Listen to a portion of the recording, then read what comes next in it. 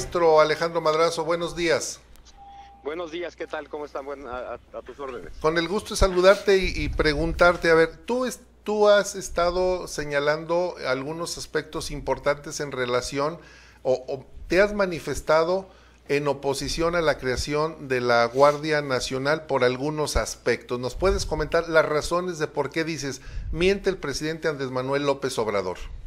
Bueno, miente el presidente Andrés Manuel López Obrador o había mentido. Digo, hay que señalar que el día de hoy se dio a conocer un documento nuevo sobre Guardia Nacional que modifica sustancialmente la propuesta original del presidente, y entonces habría que aclarar, ¿no? El presidente, creo yo, mentía o miente cuando nos dice que lo que quiere es una Guardia Nacional civil, pero lo que propuso fue una Guardia Nacional militar, cuando decía que había que hacer esto porque era una emergencia y que sería temporal, pero pedía inscribirlo en la Constitución. A mí, francamente, me da mucho gusto poder decir hoy en día, porque a las 9 de la mañana se publicó en la Gaceta del Senado un documento nuevo que fue acordado y negociado por el liderazgo de Morena en el Senado con la oposición, en el cual se revierten estos problemas, los problemas fundamentales y las mentiras en las que incurría el presidente. Hoy en día se decidió a conocer un nuevo documento en el cual ya la Guardia Nacional es efectivamente civil, ya no hay esta simulación en la cual se le llama civil, pero se le da todas las funciones al ejército, y además se abre un régimen ahora sí temporal para el uso del ejército en tareas de seguridad pública. Entonces, vamos, mi crítica al presidente es que nos estaba vendiendo gato por liebre, que nos decía que era civil y que era temporal, cuando en realidad era una institución militar y permanente. Por suerte, su partido y los partidos de oposición en el Senado modificaron la propuesta original y ahora nos están ofreciendo algo mucho más realista y menos dañino para el régimen constitucional, que consiste en una guardia que es efectivamente civil, aunque en su formación vayan a entrar policías militares, pero ya toda la regulación y toda la administración y la operación de la Guardia Civil de la Guardia Nacional va a ser civil. Y por otra parte se abre un régimen transitorio que para mi gusto es demasiado extenso, es peligrosamente extenso, porque dura 5 años y eso nos va a llevar prácticamente a la siguiente elección presidencial. Pero bueno, finalmente es un régimen temporal y de excepción que no queda en el cuerpo de la Constitución. Entonces, bueno, pues las presiones del presidente no encontraron eco en el Senado, que supo ejercer sus facultades legislativas como un órgano autónomo e independiente, y hoy nos está ofreciendo un proyecto distinto al que pedía el presidente, un proyecto en el que tenemos una Guardia Nacional que efectivamente es civil. Entonces, mis críticas fundamentales a las propuestas del presidente ya no aplican a esta nueva propuesta que está surgiendo de la negociación en el Senado. Correcto, entonces, porque también hay que decirlo, cuando existe un error, dicen, errar es de humanos, pero rectificar es de sabios. Tú reconoces en tus palabras y reconoces la actitud del presidente López Obrador.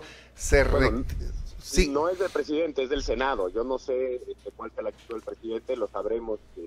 Porque el mismo, perdón, maestro Alejandro Madrazo, el mismo presidente López Obrador ayer y antier se manifestaba inconforme con la propuesta que finalmente se había, la propuesta que se había hecho de la Guardia Civil. Él mismo decía que no estaba del todo de acuerdo. Así es, se había manifestado, él se manifestó muy claramente en contra de la propuesta aprobada en Cámara de Diputados. La propuesta que fue aprobada, bueno, que parece será aprobada el día de hoy en Cámara de Senadores, es distinta a la de diputados y aún más distinta a la propuesta original del presidente que la que venía en diputados. Entonces, bueno, de nuevo, no sabemos cuál será la reacción del presidente. Yo lo que estoy diciendo y reconociendo y festejando es que el Senado ha sabido corregir el error que venía de la Cámara de Diputados. Correcto, eso es importante aclararlo. Te quiero hacer 2 preguntas, maestro Alejandro Madrazo Layuz. Primero, si esto constituye finalmente, desde tu punto de vista, la militarización del país a través de esta guardia, aunque vaya a ser comandada por civiles. No, yo creo que todavía estamos en un riesgo de militarización porque la Guardia Nacional era solo una de las patas de la militarización, y además se está dejando un periodo que en mi opinión es peligrosamente amplio, son 5 años, para que el ejército opere sin restricciones en materia de seguridad pública. Entonces, la temporalidad me preocupa, pero finalmente es temporal ahora sí, y eso es positivo. Ahora, me preocupa también la militarización de otros rubros de la vida nacional, por ejemplo, la construcción de infraestructura y la operación de infraestructura, como va a ser el aeropuerto cívico-militar en Santa Lucía, o la autonomía financiera que se le está dando al ejército a través de el negocio inmobiliario del campo de industria militar que queda cerca de Santa Fe, o por ejemplo las preparatorias públicas militarizadas en Nuevo León, en Guanajuato, o la capitanía de puertos ya no en manos de la Marina Mercante, sino en manos de la Marina Armada. O sea, hay muchos rubros de la vida nacional que se han militarizado y que se están militarizando, y eso sigue siendo preocupante.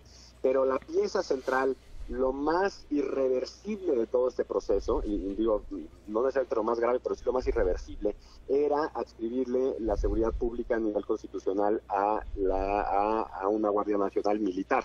Eso parece ser, si hoy se aprueba en el Senado y después la Cámara de Diputados ratifica, será ahora sí que vamos a haber esquivado la bala de esa militarización a nivel constitucional. Hace unos buenos años, maestro Alejandro Madrazo Layuz, decía Álvaro Obregón, entonces candidato a la presidencia de México, cuando termina el periodo de Venustiano Carranza, él decía, los tres enemigos principales de México son el militarismo, el clericalismo y el capitalismo. Y él mismo decía, nosotros podemos librar al país de los dos últimos, pero ¿quién lo librará de nosotros? Es decir, de los militares. ¿Hay riesgo que los militares regresen al poder?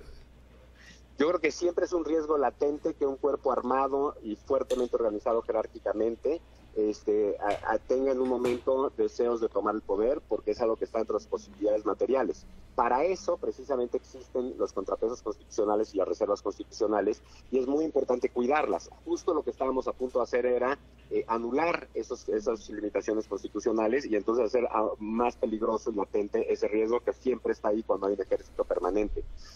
Yo creo que el proceso para desmilitarizar el país, que Álvaro Obregón correctamente dijo que no sería sencillo, se culminó en 1946, se logró en 1946, que fue justamente el cambio del Partido de la Revolución Mexicana al Partido Revolucionario Institucional.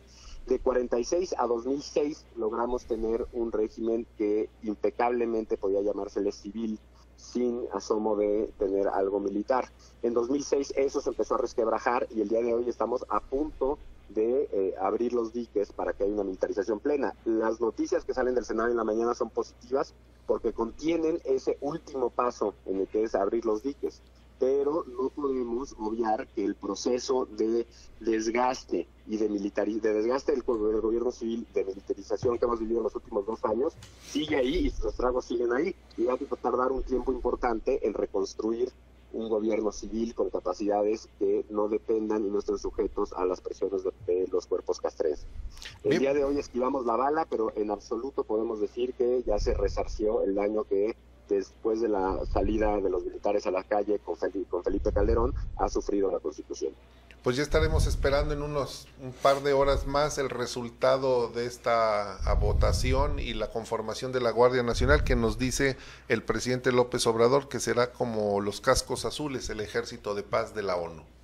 Bueno, pues yo le recuerdo al presidente López Obrador que los cascos azules han sido en repetidas ocasiones, como en Haití o en Bosnia, acusados de participar en violaciones masivas de los derechos humanos. Yo creo que no queremos cascos azules, no queremos cascos de ningún tipo. Lo que debemos de tener son policías, gorros de policías y no cascos, es lo que necesita el país.